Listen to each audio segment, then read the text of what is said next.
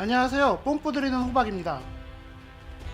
제가 꼬꼬마 시절이던 80년대 후반에는 수많은 소년들에게 꿈과 희망을 주었던 작품이 있었습니다.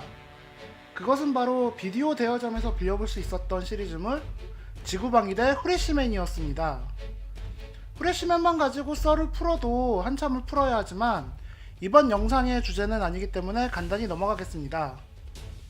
후레쉬맨은 5명의 남녀가 팀을 이루어 우주 악당들과 싸우는 액션 시리즈물로 빨강, 파랑, 녹색, 노랑, 분홍의 원색 수트를 입은 주인공들의 모습이 어린 마음에도 너무나 마음을 사로잡았던 작품입니다.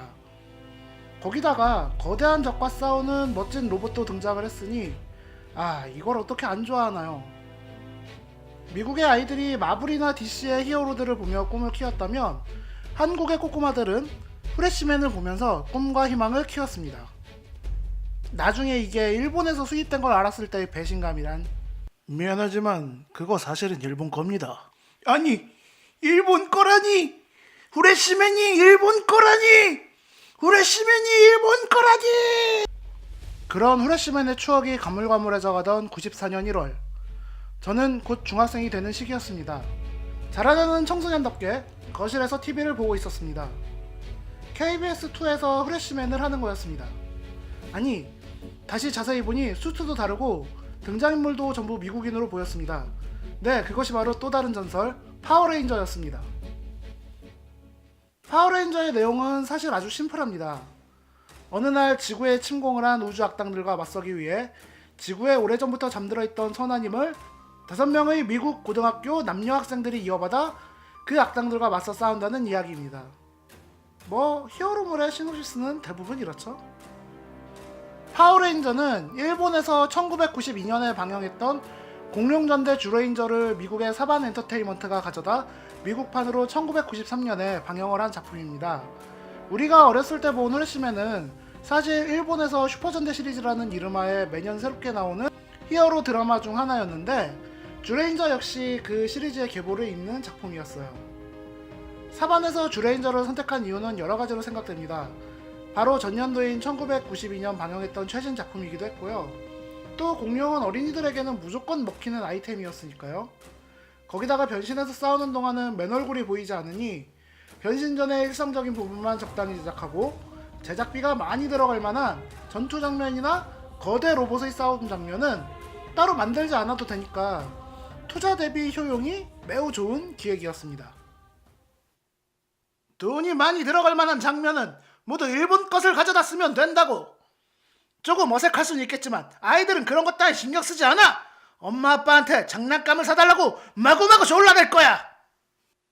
돈은 이렇게 버는 거야.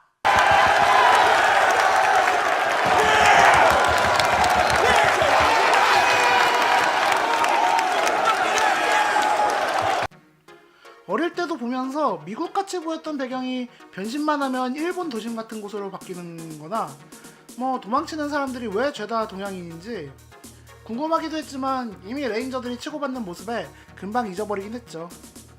변신 후의 레인저들의 모습도 간지나고 좋긴 했지만 실제로 미국 배우들이 연기하는 시트콤 분위기의 고등학교 생활 모습도 재미있었습니다.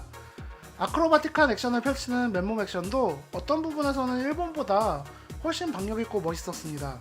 거기다 다양한 인종이 있는 미국답게 5명의 레인저 역시 여러 피부색의 사람들로 구성되어 있는 것이 매력적이었습니다. 물론 리더인 레드가 백인이고 블랙 레인저는 흑인이고 옐로우 레인저는 황인 배우가 연기를 한다는 점이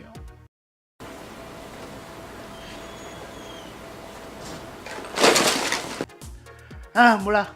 핑크 레인저는 참 예뻤어요. 최고의 간직 캐릭터는 역시 이러니저러니 해도 초록색의 6번째 레인저 그린 드래곤 레인저였습니다. 사실 모양만 딱 봐도 동료같이 생긴 주제의 파워레인저들과 대적을 하는 적 캐릭터였습니다. 하지만 역시 결국은 파워레인저의 동료가 되어 6번째 레인저로 활약을 하게 되죠. 솔직히 저는 이런 전개를 매우 좋아합니다. 그래서 현재도 그린 레인저를 제일 좋아합니다. 이 캐릭터의 인기가 어찌나 좋은지 그린 레인저의 원래 인물인 토미는 후속 시리즈에서는 리더인 레드를 비롯해 다양한 컬러의 레인저를 연기하였습니다. 그래서 지금도 파워레인저 작품 내에서도 그렇고 팬들에게도 전설적인 캐릭터로 인기를 한 몸에 받고 있습니다. 배우 역시 워낙 멋져서 지금도 간간히 선배 레인저로 파워레인저 시리즈에 출연을 하고 있죠. 미국에서는 파워레인저 시리즈가 완전히 대박을 쳤고 한국을 비롯한 전 세계에도 당당히 메이저 히어로로 등극을 하는 파급력을 보여주었습니다. 심지어 일본에도 역수출돼서 당시에 방영 중이던 초력전대 오레인저의 시청률을 뛰어넘는 인기를 보여주었다고 하네요.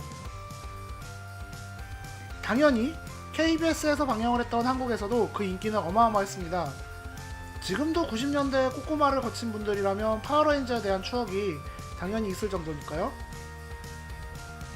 너무 인기가 많아서였을까요?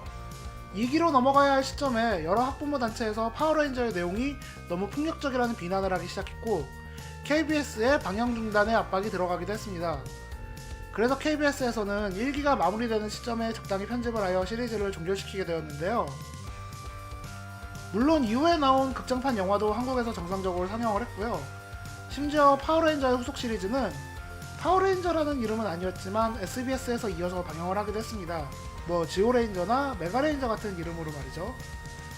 현재는 한국에서 파워레인저라는 이름은 일본의 슈퍼전대 시리즈를 수입할 때 사용하고 있습니다. 초기에는 미국판의 파워레인저를 수입을 하다가 일본 문화가 개방되면서 일본판을 그대로 수입하는데 이름은 미국판의 이름으로 하고 있더라고요.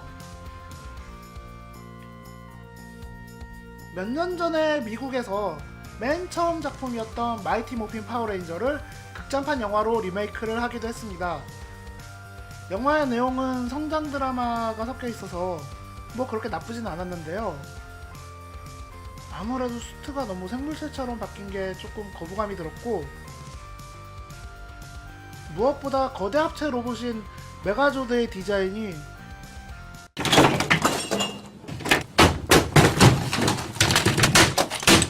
메가조드 이야기가 나온 김에 오리지널 메가조드에 대해서 이야기를 해보겠습니다. 파워레인저의 메가조드는 5개의 공룡 및 고대생물 메카닉이 합체를 하여 인간형 로봇으로 변신하는 거대 로봇입니다. 각각의 공룡은 티라노사우루스, 맘모스, 트리케라톱스, 서벨타이거, 프리케라톱스의 모습을 하고 있습니다.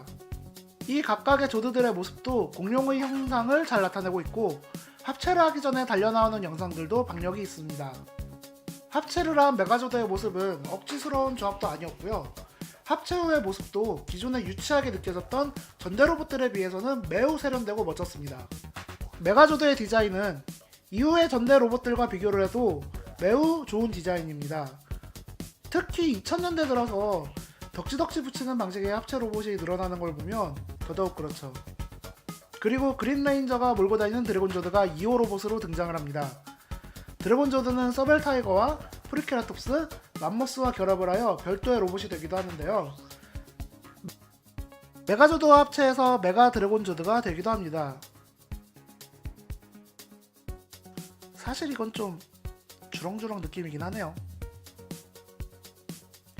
이 메가조드와 드래곤조드는 방영 당시에 영실업을 통해서 반다이의 DX 초합금 장난감을 라이센스 생산하여 판매하기도 했습니다.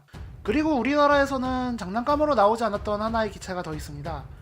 브라키오사우루스를 모티브로 하는 타이타누스입니다.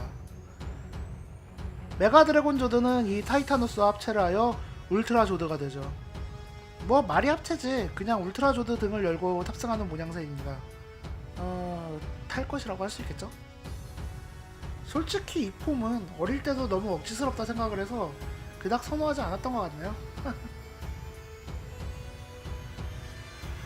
최근에 이 기체들은 모두 반다이 초합금원으로 발매가 되었습니다. 타이타노스가 발매되면서 기존에 나왔던 메가조드도 재발매가 되었고요. 뭐 예상하신 분들은 하셨겠지만 다음 편에는 그 초합금들을 리뷰할 예정입니다. 올해 새로 시작하는 일본의 슈퍼전대도 공룡이 컨셉인 것 같습니다. 사실 주레인저 이후에 공룡 컨셉도 이번이 4번째인가가 다시 나온 건데요.